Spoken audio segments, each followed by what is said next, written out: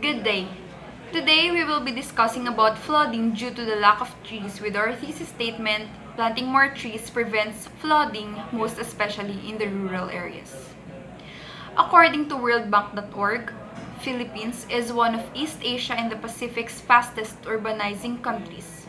Cities have become the engines of development and production, and it has a lot of social facilities such as health centers, schools and universities, and many more which can benefit us.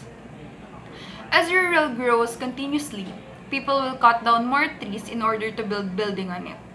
They haven't realized that they just destroyed the trees, which is one of the nature's defense against floods. Trees make an immense contribution in land preservation, and it helps recharge the groundwater supply, stop chemicals from being transported into streams, and avoid flooding. Some study organizations have developed research facilities to help decrease erosion by strengthening filtration, holding soil particles together, and slowing wind and water flow. Flooding also poses as a socio-economic threat as each year affects a huge amount of Filipinos were affected in 2013 when Typhoon Haiyan, or well known as Typhoon Yolanda, costs more than 770 billion pesos in the Philippine economy. Before we discuss the causes and effects of the flooding, first we have to know what flooding is. Flooding is a natural event that can have far-reaching effects on people and the environment. A flood is caused by a combination of heavy rainfall causing bodies of water to overflow the river banks and sewage systems, and it can happen at any time of the year.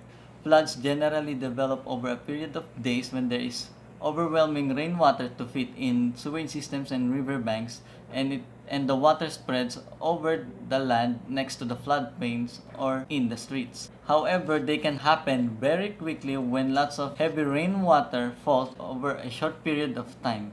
These are called flash floods. These flash floods occur with little or no warning cause the biggest loss of human life and than any type of flooding. Coastal areas are also at risk from flooding, and it is called sea flooding. When storms and big waves bring seawater onto the land, the worst cases of flooding may occur if there is a combination of storm or spring tides and low atmospheric pressure. Floodwater can seriously disrupt public and personal transport by cutting off roads and railway lines, as well as communication link when telephone lines are damaged. Floods also disrupt normal drainage system in cities, and sewage spills are common, which represents a serious health hazard along with standing water and wet materials inside your homes.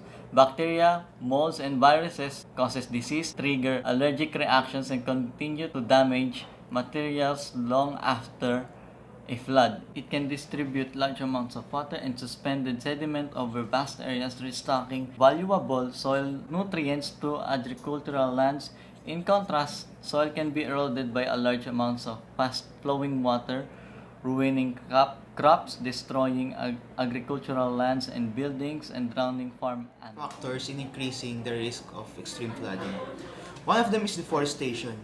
It's one that causes extreme flooding in areas as it often coexists with the urban sprawl and illegal housing activity. Though some individuals persist to plant trees, just as many as they cut them down, the effect is irreversible. The cost of protecting human activities from flooding events increases. The available freshwater resource is lower, and microclimate and living conditions at the local level change. Another one is soil erosion. It's one of the result in cutting down trees that made the surrounding soil become loose, that can be easily swayed by the wind or washed away by the rain. This is one of the farmers' issue who use the method of deforestation to put up a land for farming crops. In the NDRRMC Council report, last 2018, 79 incidents of landslides, collapsed structures, and maritime incidents, as well as 379 areas that remain flooded as of reporting. At the height of the rainfall, more than 700 areas were flooded across 6 regions. A roughly estimate of 1.377 billion pesos worth of damage to infrastructures and agriculture as reported as of July 26 of the same year. Another one is the slash and burn agriculture. Farmers resort to cut down trees and burn what remains.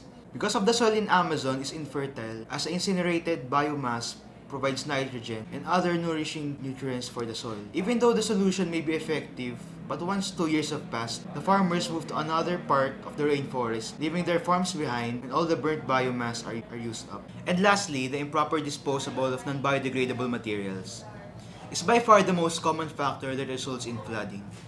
In 2018, statistics show that the Philippines alone generates 2.7 million tons of plastic waste annually, and 20% leaks through the bodies of water.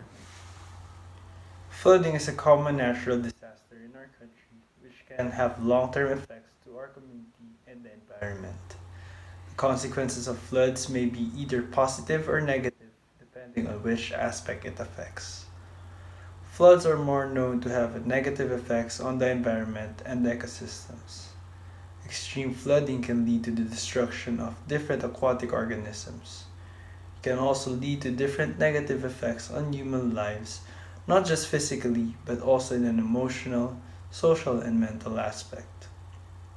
Floods can affect different lifestyles, and to an extreme, it also affects the economy.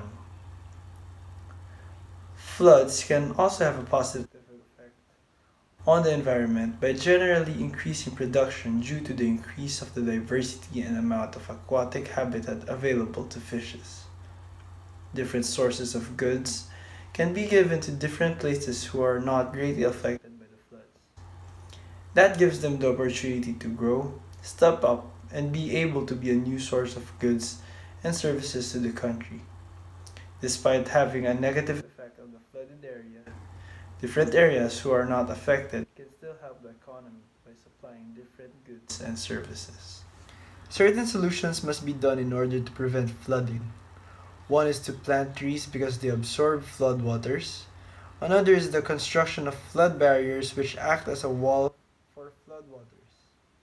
Next is floodproofing, and lastly is to be a responsible citizen. We must be responsible enough to prevent this disaster and make an effort in providing different solutions that can help our country. Thank you for listening. That is all. Thank you.